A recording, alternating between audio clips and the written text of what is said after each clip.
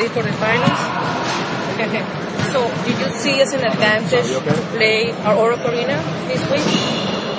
It's always good to play in front of your home crowd, but you can't rely just on that. You got to still come out there and play and bring energy. You know, they're gonna do their part. We got to do our job. You know, our crowd is so good. Sometimes we tend to relax a bit because you're at home. So we got to come out and make them a part of the game. They're gonna be in the game, so we gotta make them get even louder. So we gotta do that by our play. You guys are 12-0 in the playoffs so far. Do you ever think about going 16-0, like play safe? No. Something on the top? No. However you get there, however you get to 16 wins, it doesn't matter to me.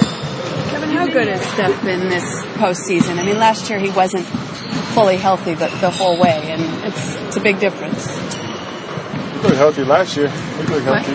He looked healthy enough last year. Okay. But he's being Steph. Nothing's changed. Still the same approach. One of the hardest working guys I've ever been around. And he wants to win. He plays team basketball, so all that stuff. It'll come into play once the games start.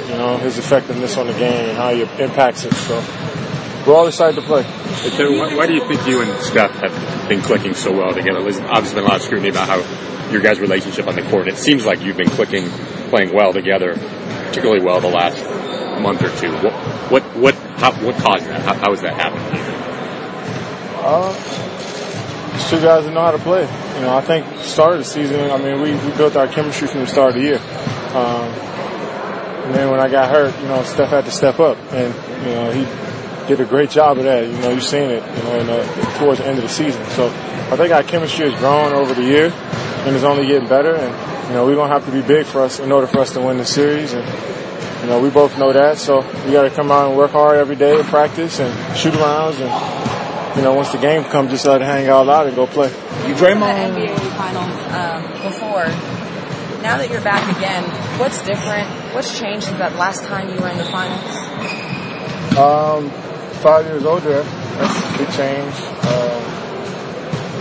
Played in much more games since then, a lot of games since then, and just got better as a player, more comfortable out there as a player. And Have you grown in a certain way? It's just a natural progression of a player. I don't think the finals, if I'd have made the finals at that age or not, I still, would have been on this kind of pace as a player, I think. And I'm just trying to approach every single day, no matter what the circumstance is. Just trying to work hard every day. And, I've been doing that, since I got into the league, and it's led me here. Are you relaxed? Are you antsy? How do you approach it?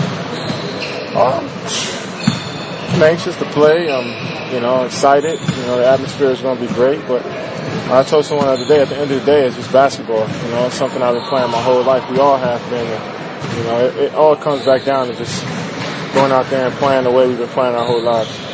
Draymond's issues with technicals and flagrants kind of came to the forefront against the series against Oklahoma City last year. How do you think he's adjusted this postseason as far as picking his spots and being more intelligent about, where to really fight his battles? It's just going out there and just focusing on the win. Bad calls are going to happen. Refs aren't on perfect. It's going to be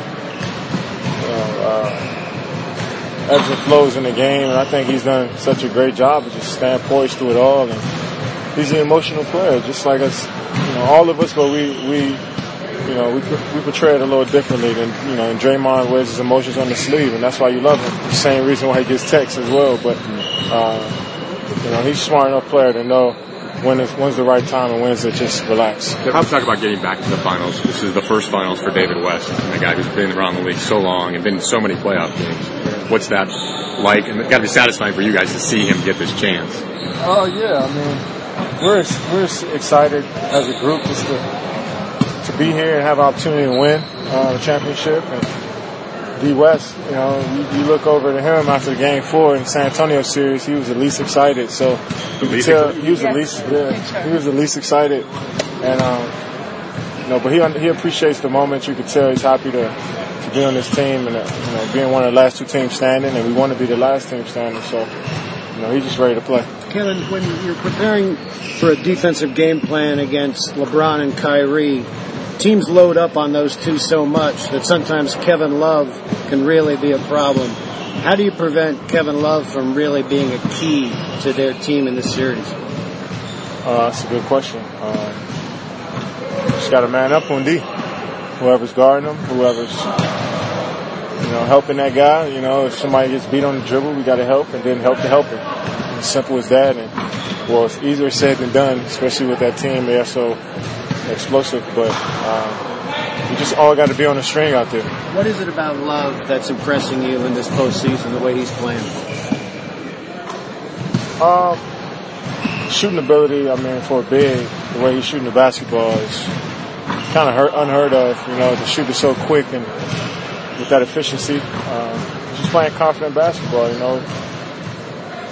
Being away, I think 2 years ago when he was injured, I'm sure that motivated him a lot. And then last year, being hurt in the finals, but also coming back and helping them win. And now he's just, playing extremely well with a lot of confidence going into the finals. That's big for them. It's big for him. So he's playing great right now. It's on us to try to slow that down. What about defending LeBron? What have you learned in your past confrontations against him? What's the key, if there is a key, to slowing him down? Just challenge him, just like you do with any other, really good player. Just try to challenge him, not get discouraged. You're gonna make shots, you're gonna shoot tough ones, but just let him know you're gonna come back down the next play and play the same type of defense. And just can't get discouraged with guys like that. Him more Kyrie, they can score in bunches and they can score so easily. Just got to try to make it tough on him. Cleveland's philosophy on defense last series in the finals was kind of, closing out on Steph and Clay and leaving a wide open Harrison Barnes on the perimeter.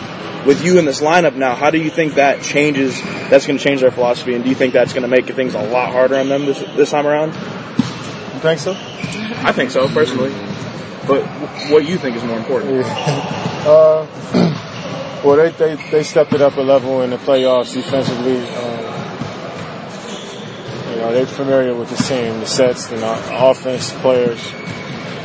So it's not like it's going to be a lot of wide open shots out there. But if we move the basketball and we move our bodies, I think anybody, can find a crack in the defense or some space to let the shot go off. But we just got to take care of the basketball. That's more so when we worried about is taking care of the ball. They're trying to shoot good shots. Their defense tough. They play physical. They don't try to muck the game up, but. If we just play solid, be ourselves, go out there and have some fun and realize the moment we're in, it's going to be a great series. What is the emotion like at this point, like 2 days before the finals, compared to 5 years ago? Well, House of Cards just came out today on Netflix, so I'm gonna probably watch that today and hang out with my brother and wait for the game, I guess. Thanks, Kitty. Appreciate you.